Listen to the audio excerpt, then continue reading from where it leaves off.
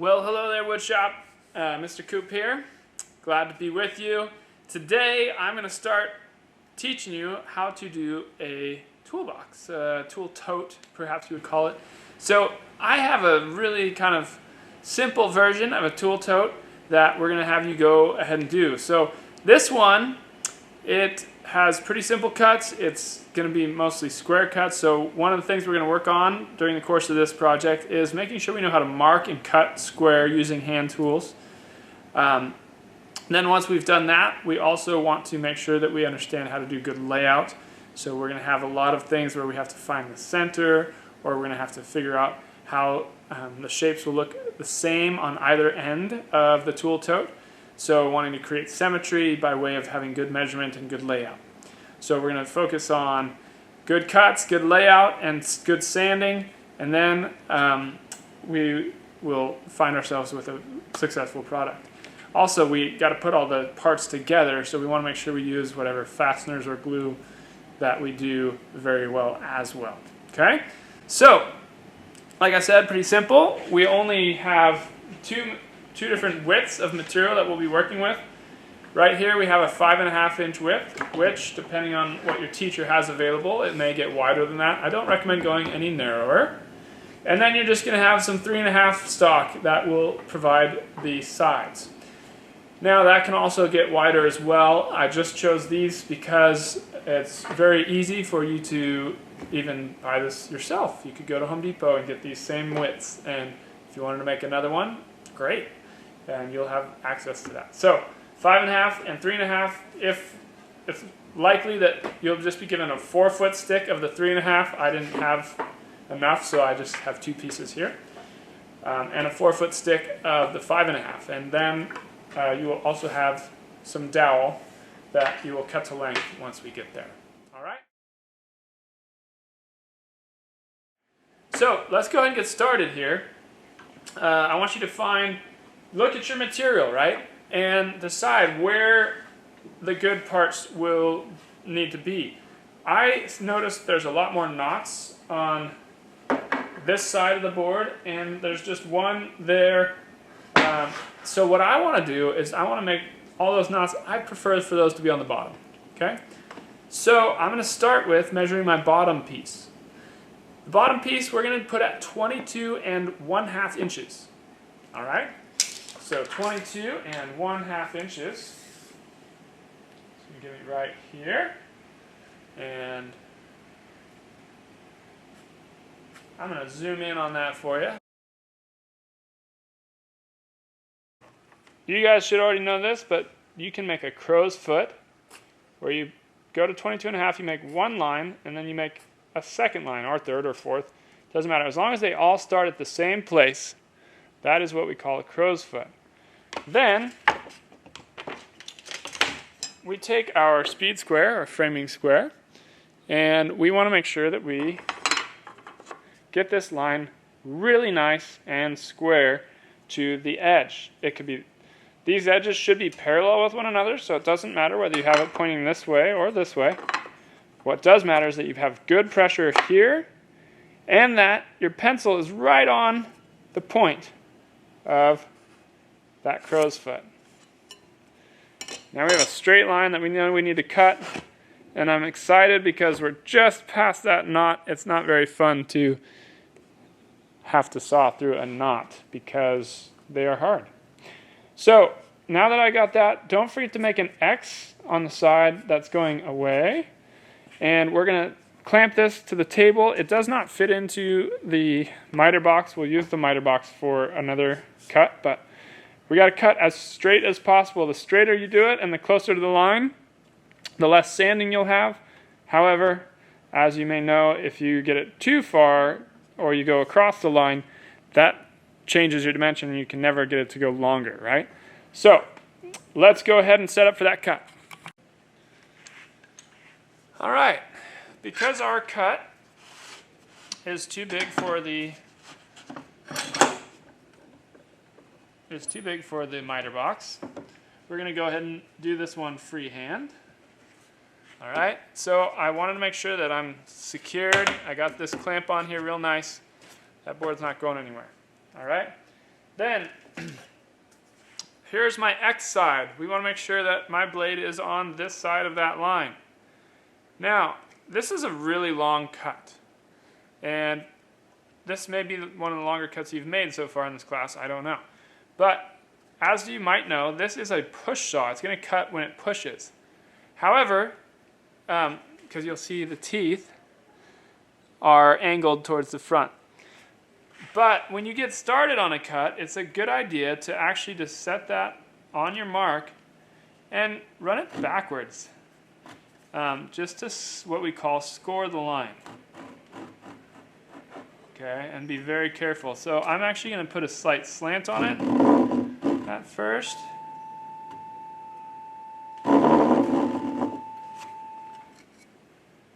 Zoom in a little more so you can see this.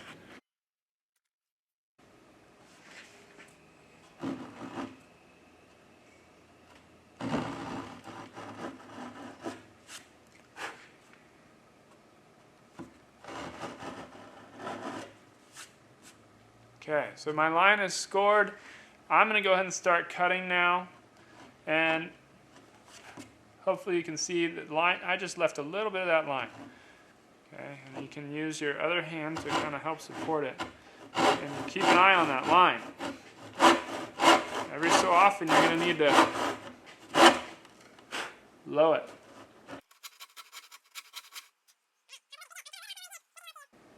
Do another score from this side. There's one pull, two, three.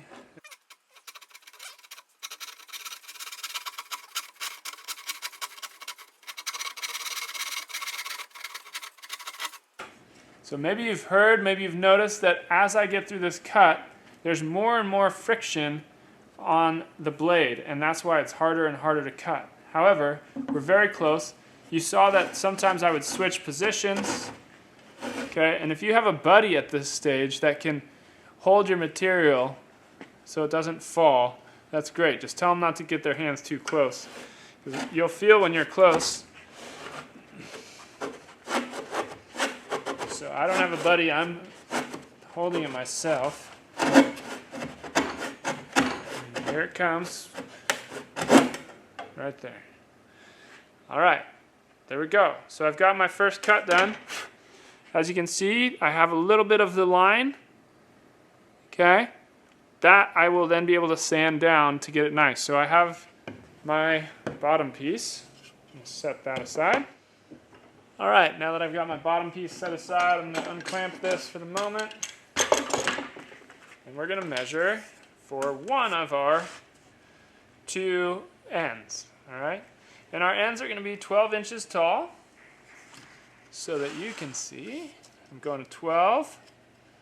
I'm doing my crow's foot. Okay, right at where those two lines meet up, that's my 12 inches.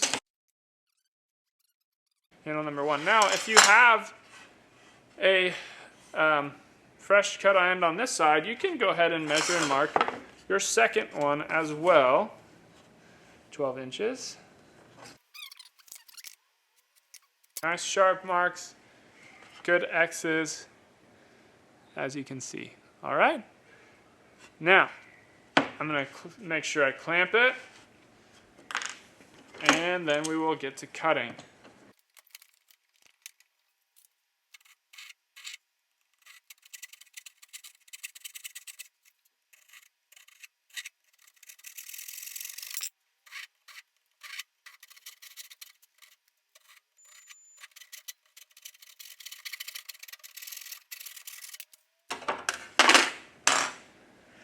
Alright, well, let's see how we did. Those look pretty good. Equal. Looks like I need to sand one a little bit to have them exactly equal. I just got to sand to that line to make it a little shorter. So that I'll set aside. For some sites you might utilize this miter box. The miter box is great because it guides your saw. There's a place here that allows for your saw to be in a groove, and you're not allowed to wiggle too much. Still isn't perfect, but it helps. Okay? So if you have this, it might be your teacher asks you to do it this way. Otherwise, you can cut them just the same as we did our larger pieces. All right? But we got to make sure we have really good measurements either way. And it's nice to do that, miter the line all the way through our measurement.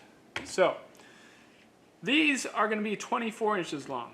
Okay? Because that's going to basically be the whole length of the box here. I don't know if I had that on the video. All right, so if you made good cuts here and good measurements, then you should be able to set up all your pieces, measure, and see, oh yeah, this is 24 inches, and I've got my two ends on and my base, so that should be 24 inches. If yours is not 24 inches, it's maybe smaller, then you want to cut your sides to be the length of the material thickness here, the length of the base, and the material thickness here. All right? So check that before you make your cut. Mine is right on 24 inches. Way to go, Mr. Coop. I'm going to put those down, and we're going to measure for our first one. Now, if you were not Mr. Coop and you weren't doing the sample and you saw this crack running through it, I recommend you either ask your teacher whether it's something they could glue, or you ask for a new piece. Okay, you got to always be looking at your material, make sure it's okay. This particular piece, I'm going to cut and then I'll just add a little glue. It's going to be fine. I can also glue it when I clamp it to the ends, but always be looking at your material. Now that angle is not going to be able to show you this very well, but the line that we've drew, I want to have it right on this side of this groove so that my blade is cutting on that side, the X side of the line. Okay? And once I have it set in place the way I want, make sure you clamp it. And notice I have it pressed towards the back wall. That is important when you're using the miter box, or when you're using a push saw, I should say. If it's tight here, then your cut will be square. If it's not, if there's a bigger gap on one side than the other, your cut will not be square. Okay? And by the way, I have my safety glasses on. I hope you do too. Again, we just want to be right on that line, so even though you have it in the box and it's helping you guide, it's not perfect, so sometimes I do a few, score it, and then it's time to roll.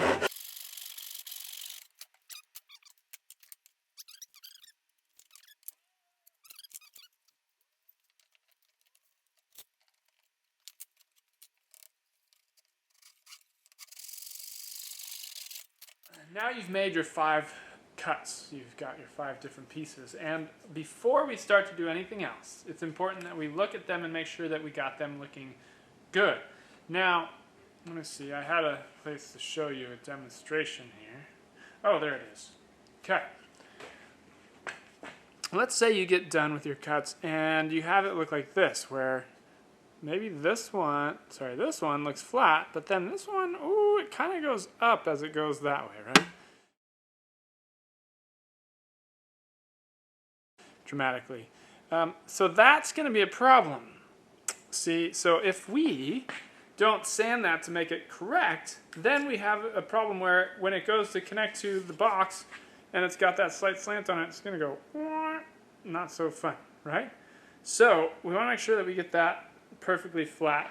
And the way we're going to do that is we're going to take our speed square and make a mark across. Now, it may be very minimal, but it goes from taking a little bit off to taking nothing off. Okay? And you'll be able to see that. I just need to sand it like that much. It's not much at all. Okay, and then for those of you guys who have access to shooter boards, that's the thing where you have a board and a jack plane, you can clean it up that way and make it nice and square, and then that'll detail it out. If you can, it would be best if they match up in length, so don't sand off too much or shooter board too long to where you make them different lengths. If so, then bring back the other one, and then shrink that until it gets to be equal. Okay, as long as they're equal, that's fantastic. We want to shoot for 12 inches tall and hope that we get that. All right, so I'm going to demonstrate sanding that until it gets to be exactly square. All right, I think it might be easiest if I load this into a vise. Make sure it's cranked down. And getting one of these nice longer sanding blocks, if possible, would be great. You can use a small one that was created for you, but I think this with the 80 grit is going to be your quickest, best bet.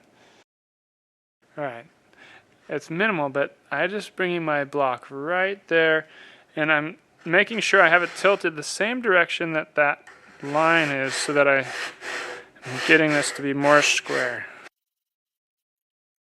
That only took 6 strokes to get it that much, but I'm not quite there yet. I just realized I want to make sure, I can't see my pencil line very well. I want to make sure that this is also square in this direction. So now I'll be able to see both those lines as we go. So, very important that you check for square, get it flat, make them equal to one another. So I will check again. And it looks like I do have a little sanding to do on this side now. It's important to have it on both the face and the edge. Alright. So this one I have a mark on the edge and along the face to help guide me.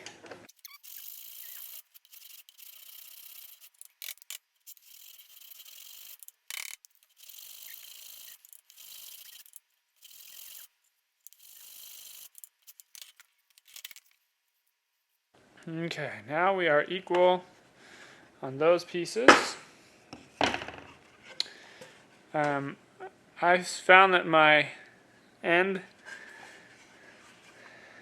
has a little bit of rattiness here, so we're going to sand that one as well.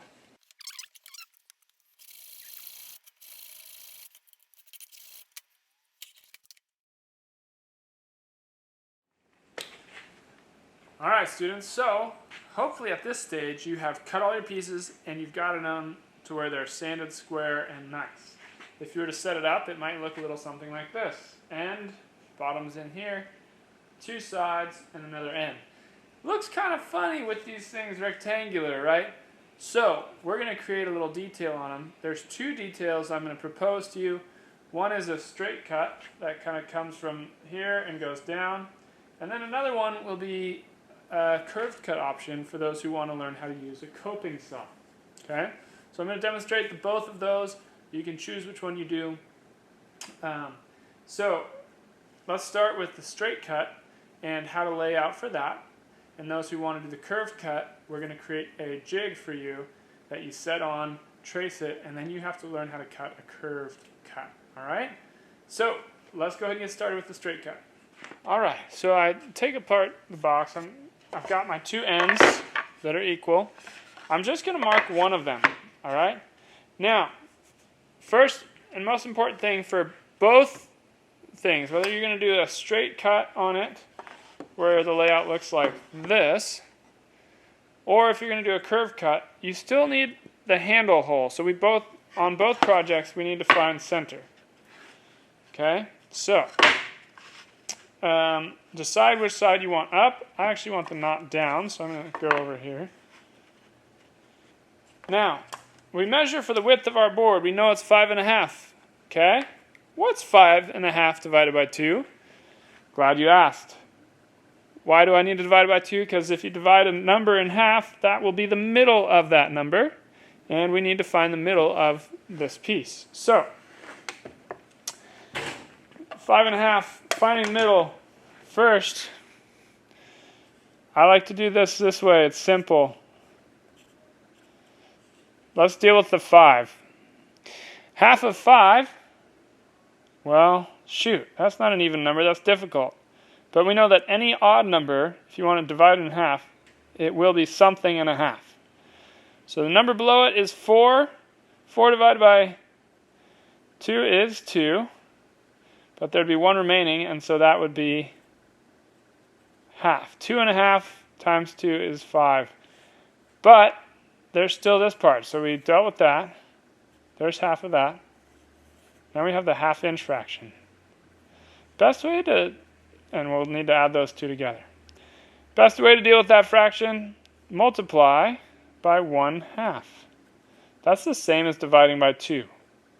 Multiplying across, 1 times 1, oh, you guys are smart, that's 1. 2 times 2, ooh, you're really smart. So, 1/2 times 1/2 equals 1/4. We're going to draw that number into the equation. So 2.5 plus 1/4. Can we add fractions that do not have the same denominator? No, sirree. We got to make this a common denominator. So, how do we get 2 to be 4? 2 times what is 4? That's right, 2 times 2 is 4. So that means we're going to go 2 and 4, because we multiplied 1 times 2 is 2, 2 times 2 is 4, so 2/4 is the same as 1/2. Now add that to 1/4.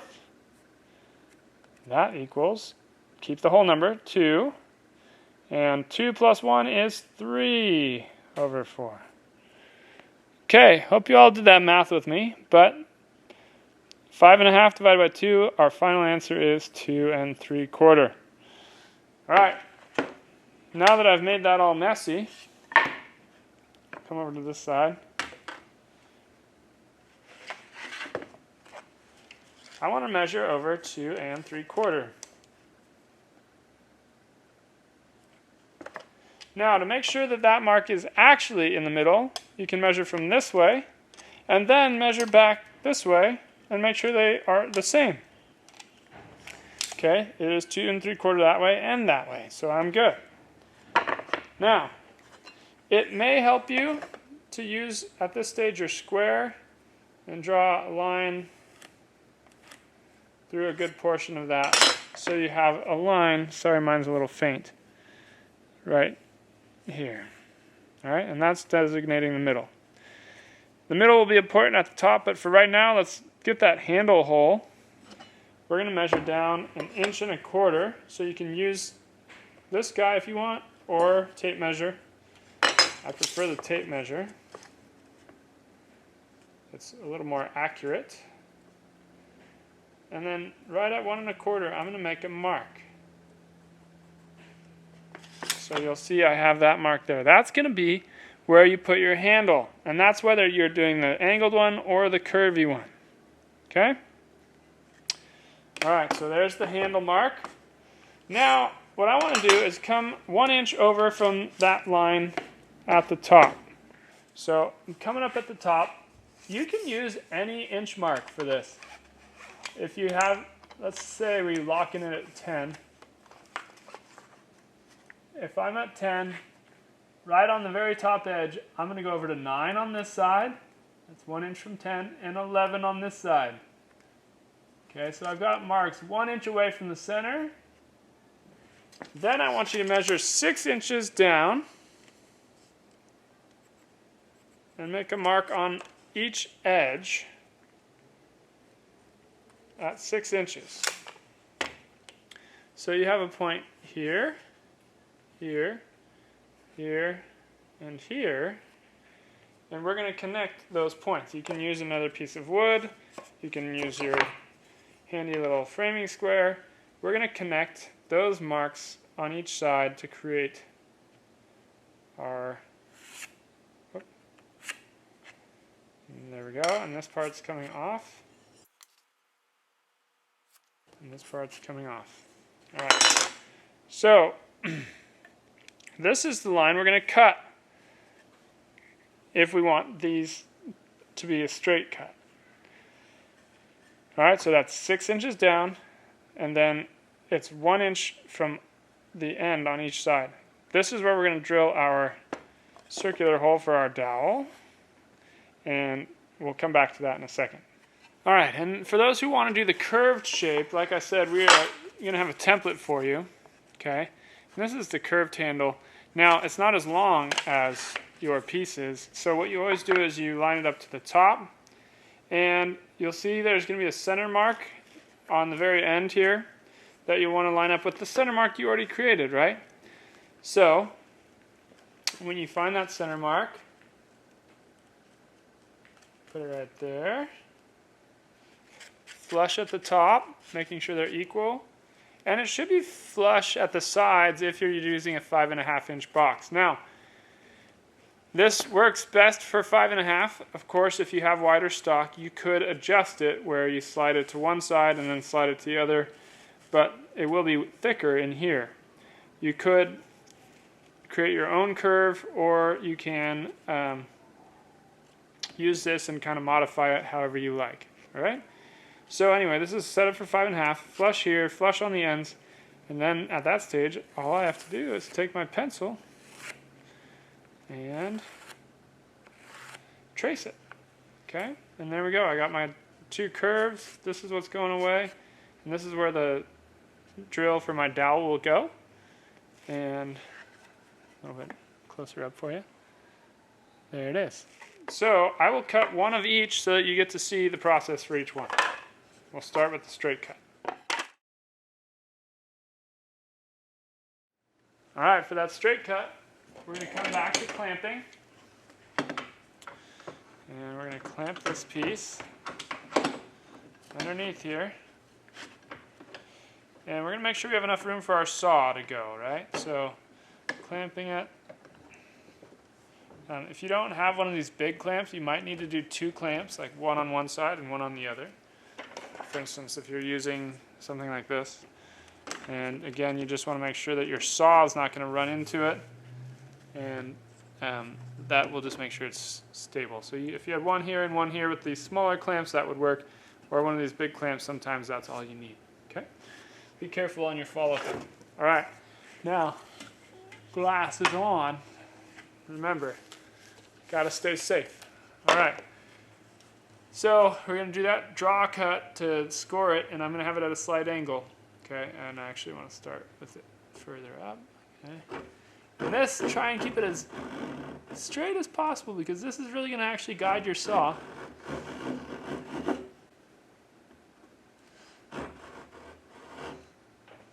Okay, and at this stage I have enough.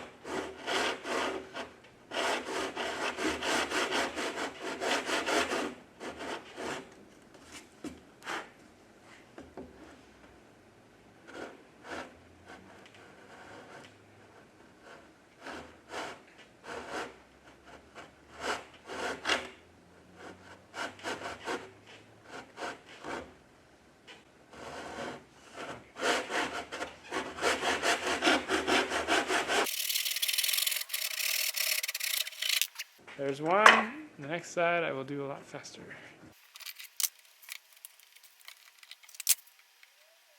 When you're doing this cut, it's a little easier to start from this side because it's flatter. Trying to start at that steep angle is very difficult.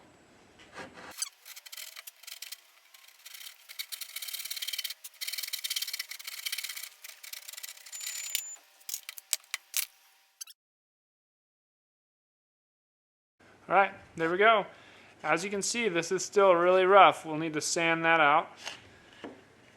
And then we'll be drilling for that hole, all right? So similar to the straight cut, you will need to clamp this down in order for your cutting to be successful. We'll get an angle on there so that we can make sure we cut everything. Now, this is called a coping saw for those who haven't been able to use it. It operates under the same principles. There are teeth, small little teeth, and a small narrow blade. This narrow blade is so that we can make curves and not have the blade bind in there. All right? And on this coping saw, you'll see there's this little lever here and this little lever here. Those allow for you to tilt the blade a little bit as you go. Okay? So for instance, on this particular cut, if I'm going along, I'm going to eventually hit right here before I finish my cut there. So you can actually tilt the blade in such a fashion that you're actually kind of cutting out over here, and it can all go all the way around. So I'm going to start though having this pretty straight on just because it's easier. And we may even just do half the cut and come the other half this direction. We're going to show you both ways. And the key to this is, oh, almost forgot to show you. You should, on this end, you're going to draw a line. So it should look like this.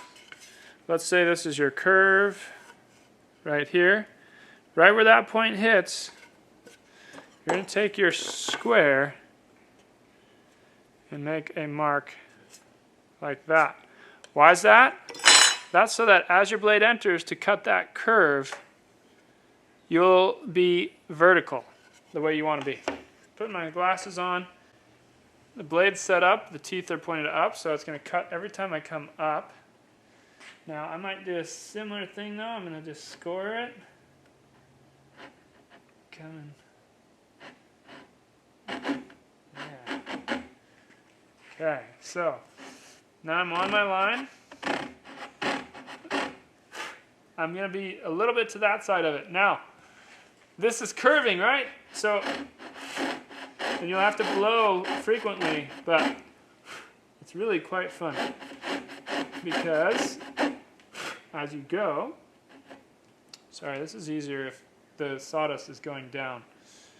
So, I'm going to switch.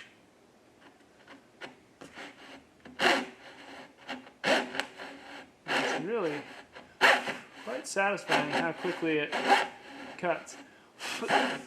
The thing to remember though is to stay on the X side of the line because you can always sand more later.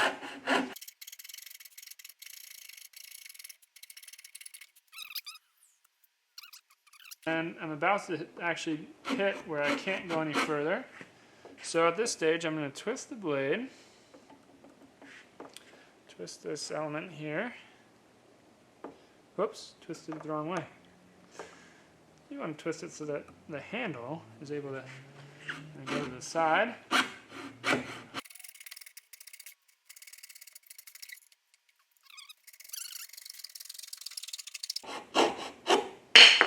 Woo! Look at that. So pretty fun how it can create that curve with this coping saw. So I'm going to go ahead and do the other side faster. So notice at the end of the day, the teeth are now kind of going this way from the frame, whereas at the beginning, I twist this, and now it's headed straight forward again. Okay. So I'll do the next one, and it will go faster because I'm going to both be better at it, and I'm going to speed it up.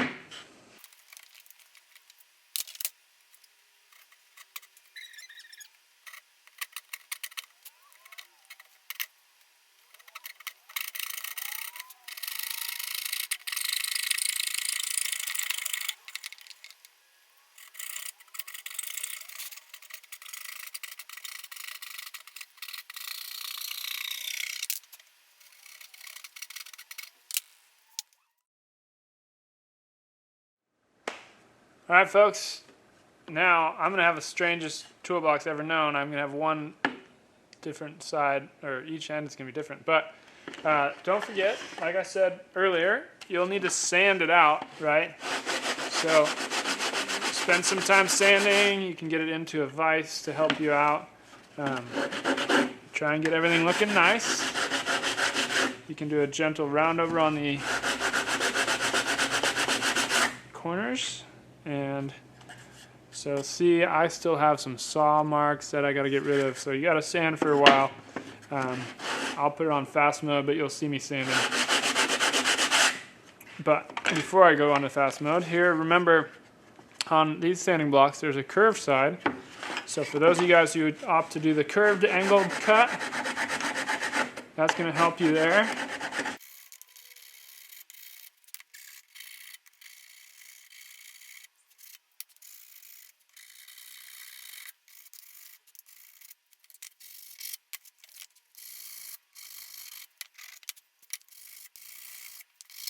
I'm going to pause real quick here and show you how I went from sharp edges to just gentle roundovers on all my face, or on all my corners. Okay, that one could use a little more. So you just, when you do that, you slowly rotate back and forth, and it creates this gentle roundover so that your finger doesn't get cut on anything. All right, so I'm pretty well sanded out. I'm going to teach you now how to drill that hole, and like I said, this is going to look a little funky because I have two separate ends, but we can make it work. When you go to drill that hole, I want you to lay one on top of the other and get it where it's flush at the top. You can see your hole there. You're flush on the edges, so you know that they're lined up in the same place. So what we're going to do is we're going to have the back piece act as the support for our drill bit as it exits our first piece. So that way, when we drill through, it's not going to blow the material out. We're just going to start going into the next piece. And it's going to provide that that hole lines up with the other side of that piece. So technically, you want to have this be the outside and then this be the outside. So your two outsides, if you have chosen those, will be that way. So that when the dowel goes through, it goes through, and it's going to hit right where it needs to. In case that angle's a little off, this should adjust for that with having them both on top of each other. Now, key is to not be a little off, right? You want to be straight down, as possible. You'll need to select the correct Forstner bit or paddle bit for this. And you'll want to also make sure you don't go all the way through both boards. You need to stop before you get through the second one. And then I'll show you how to get a little scrap board to create backing for the second side. Okay, you want to get right on the crosshairs with the point, the chisel point of this Forstner bit. Like I said, you need to be straight up and down. This can't go side to side. If it does, then your dowel will have a harder time sitting in where it goes. So here we go.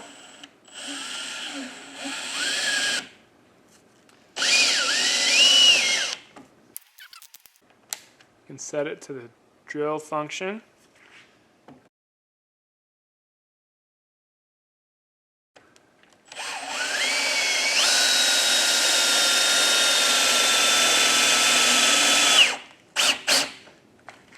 Now I'm going to pause right here because you can actually look right now at your hole, and if one side's a lot deeper than the other, like it's a little cockeyed like this or like this, then you're not going in straight yet. This should look very equal how deep it is on all sides, and mine's looking good, so I'm going to keep going with it.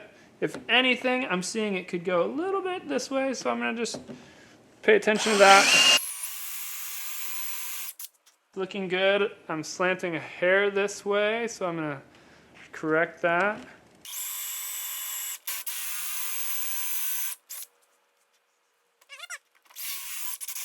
There we go. Okay, so I'm through my first piece.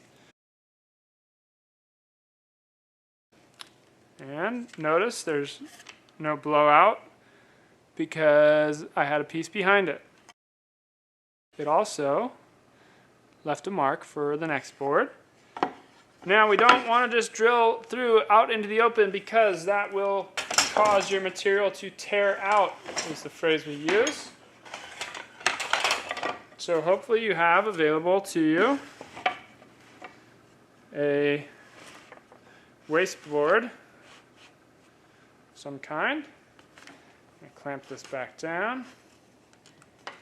And whenever I use a waste board, I want to try and be in a place where it's not wasting the whole block, or other people can use it as well. So I go towards an edge or wherever there's a clean section. And I'll stop right there. Another thing you can do to check to make sure that you're equal is your bit should be equally down or if you're not so far, it should be about equal everywhere. If it's sideways like this, then you want to stop and try and correct. And voila!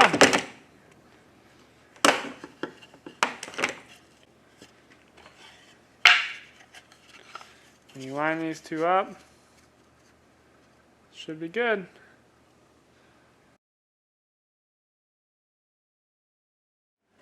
Well, after you drill those holes, of course, you want to make sure that they fit. So I've gone ahead and fit this side, made sure it worked. It's pretty tight because I actually had to find a broomstick from the back. But you will have some stock that's perfectly sized to a Forstner bit, and it looks like I got that one to fit as well.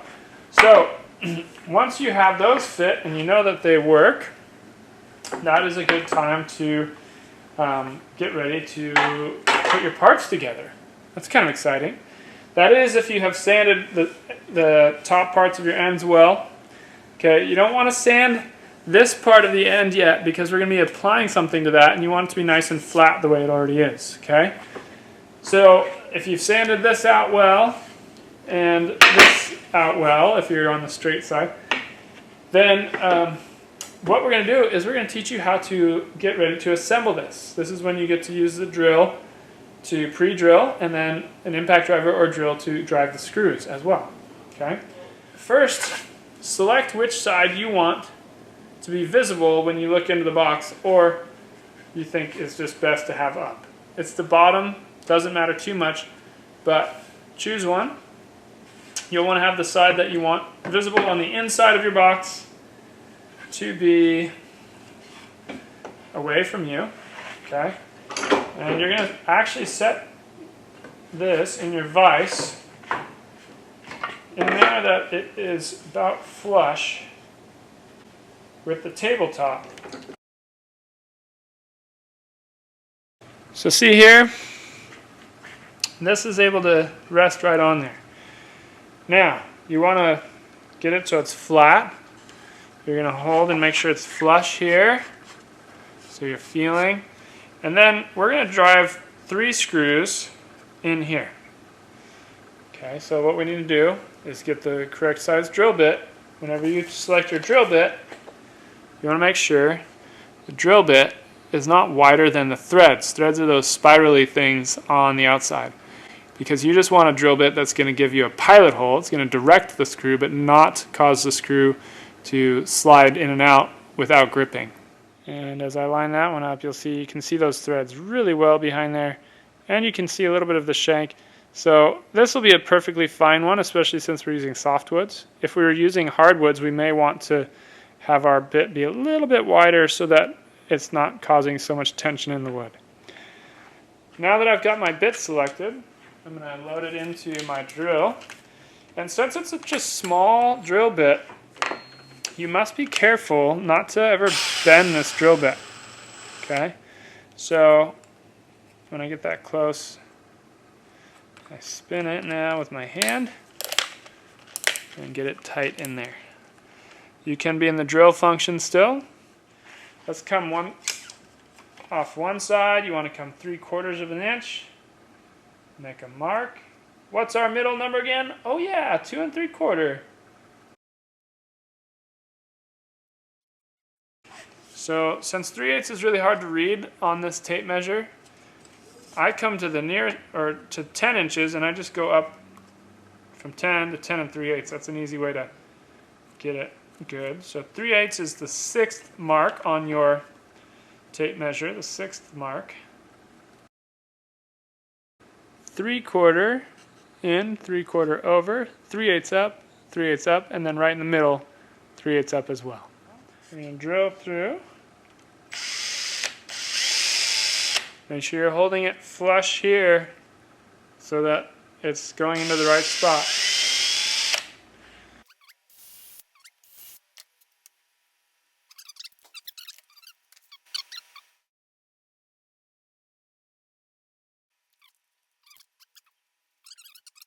We're going to shift this away from drill, and we're going to go to let's see what happens at 13. I think that should be a good number to have your drill set at with the clutch.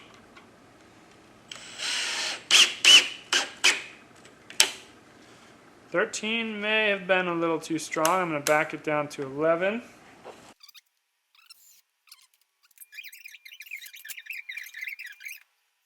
Okay, so I finished the third screw, and that's holding pretty well, right? And it will hold together just fine with just those screws. Now, to be honest, those screws going into end grain are not super strong, but we will eventually have screws into this board and into here that will hold it pretty well, and we can add glue there as well so that we have a solid function. This is just holding it in place for now, but it is important so that we can make sure it all works.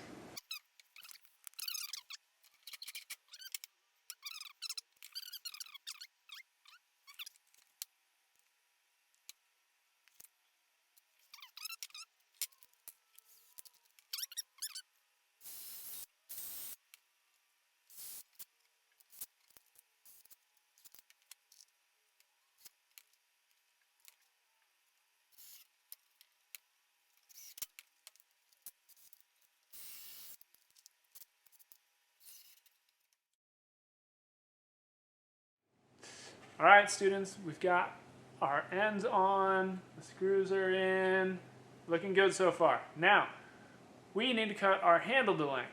I like to leave our handle a little bit long on either side, so let's just call it a 1/2 inch. So since this is 24 inches long, we're going to cut that handle to 25 inches, and then we'll sand it out and make it look good.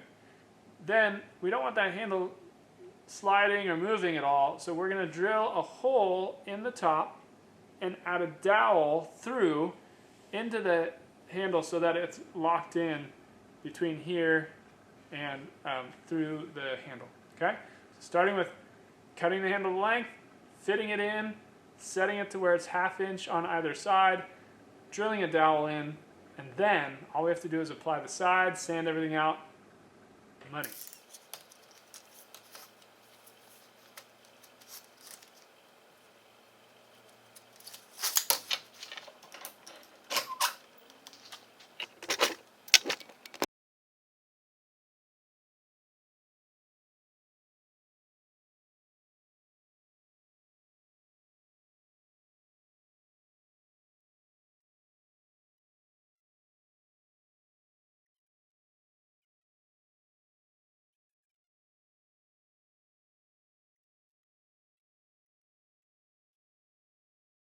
You've got those marks right at the end.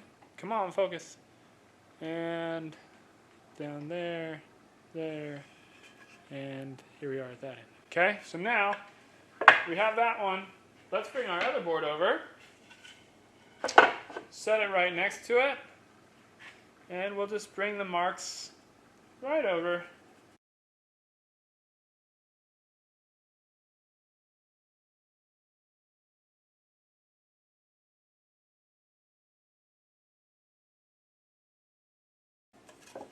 Alright, now we're ready to install. Alright, so same as we did before, we want to hold it flush. In fact, if you wanted to at this stage, you could clamp this down into place so it doesn't move around. I'm going to go ahead and do that. Get this thing lined up. Okay, now that I got this lined up, I'm going to clamp it down to the table, making sure not to clamp over one of my X's. And I'm just going to try and keep it clamped so that as I drill, it shouldn't move around at all.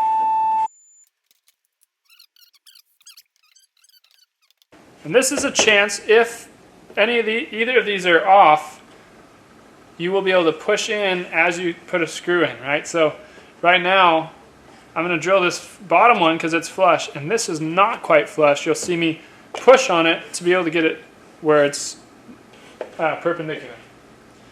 All right, so starting with the bottom one.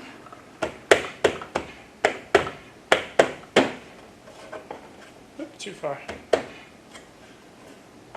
There we go.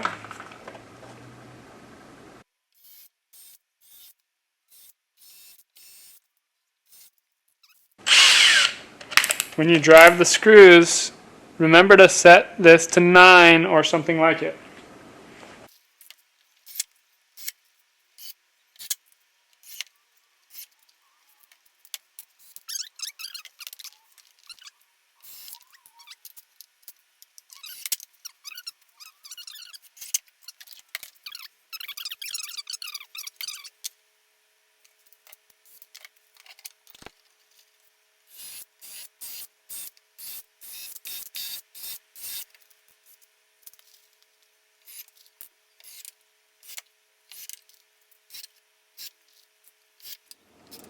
some 150.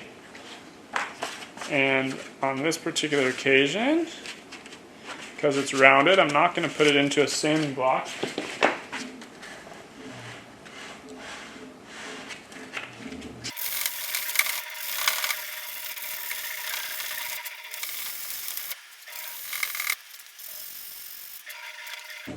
Now you can see that is a much smoother edge, and I even put a little bit of a softening on here, and just that much sandpaper work can really change the way things look. So that's how you use the file and then sand on those edges.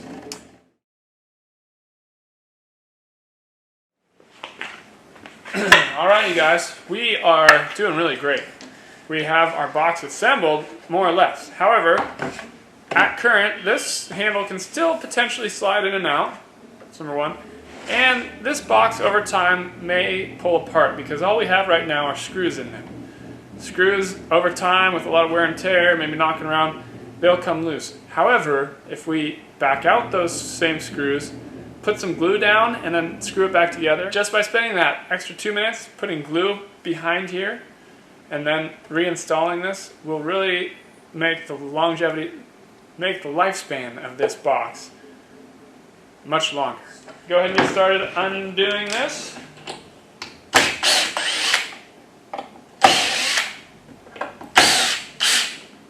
Keep your screws nearby. Okay, and you're going to want to put that right back on the same way that it came off. Now I forgot to grab my glue bottle. I'm going to grab that. I'll be right back. So with the glue, you just want to put a thin, like spaghetti sized strip of glue down only where your side panel is going to go. And then you smear it with your finger, and we are going to get this installed. So you want it enough so it covers that whole edge, but not so much that when you screw this thing down it's going to cause massive amounts of glue to squeeze out. That'll be hard to clean up. So as you can see right here, there's a bead of glue, and I'm going to spread it. It should cover the whole surface and not be too thin to where if there's any minor gaps it won't get filled. So like right here's a little thin. You can always add a little more. It's harder to take it off. It's nice to have a little paper towel nearby to just wipe that excess glue off your fingers and to wipe it off once it's on there. So, lining it back up where it was.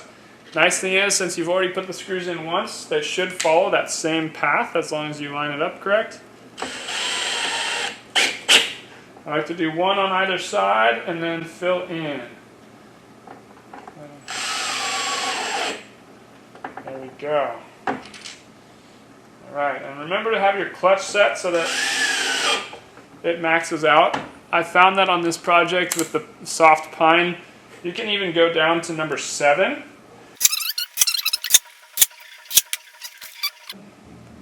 As you can see, there's a little bit of glue, but not much. I'm going to clean that up with a paper towel.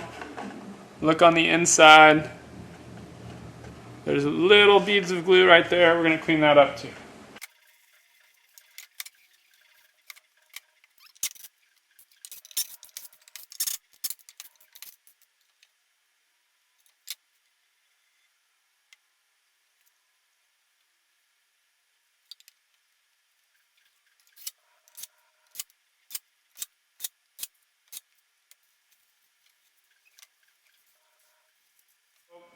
Now we've got this glued and installed very well. The last part is putting a dowel through our handle. Okay, so if you didn't already, and this handle's loose, then we should put some glue inside as the handle goes through as well. But right now, what we're going to do is we're going to drill a hole, and you have to drill a really straight hole. If at your shop you have what's called a doweling jig for a drill bit, that would be fantastic. It's something you can clamp on, and then it guides your drill bit straight. Okay, Doweling jig would be great. I currently don't know where mine is, but try and make sure you have a doweling jig. If not, we can create for you another jig, and it will help you guide your bit. We're using a 1/4 inch bit. Let's do that actually. Alright, you guys. So now that you've glued and screwed your box together, the last thing we got to do is drill the hole through our dowel, glue it, and then sand like crazy. We'll be sanding for days.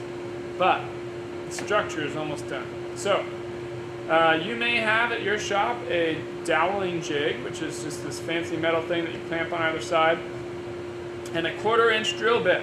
If you don't have that, hopefully you'll have one of these created. It's just it's got the same thing going for it, just made out of wood. And there should be a 1/4 inch hole that's 3/8 inch in from the edge so that it's centered. Okay?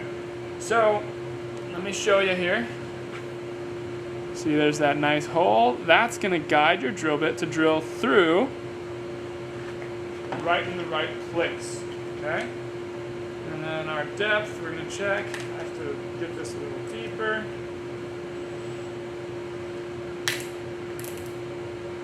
Okay. There we go. So we can get us started. So, drilled it where it needs to be, using that guide hole, and we're going very slow. We're letting the guide hole take us, and we're just gonna. Ooh, it's squeaky. I forgot I can change it to drill.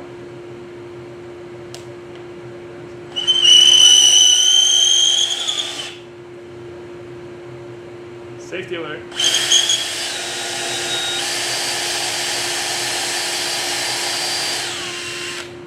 And you'll have to come out because it's going to get log jam with sawdust.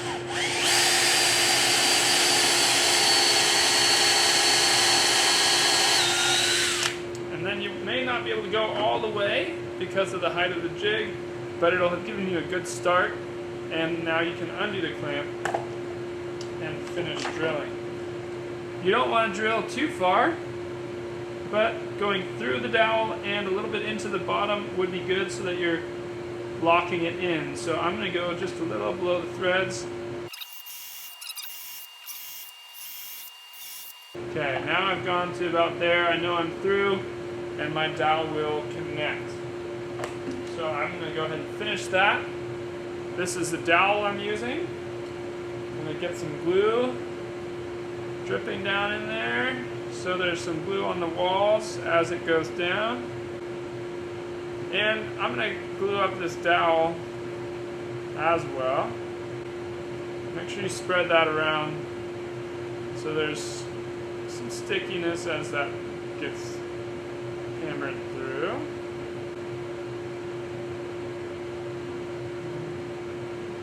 There we go. Now that's locked in place. And you can use a saw to, once it's down all the way, some of you guys may need to use a mallet.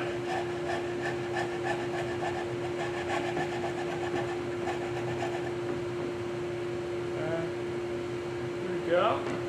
We'll sand off the rest. Okay, now that that's done, we'll go ahead and do the same thing on the other side.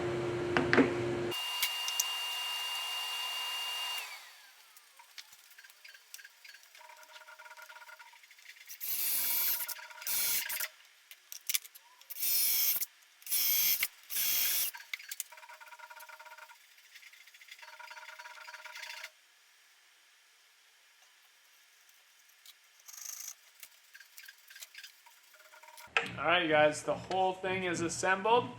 Yeah, it's got that funky different side thing. Hey, kind of fun. But now it's time to sand, so I'm just going to put it on fast mode. You'll see I'm going to sand this thing out. And you guys, I hope, have a great time building this here tool tote.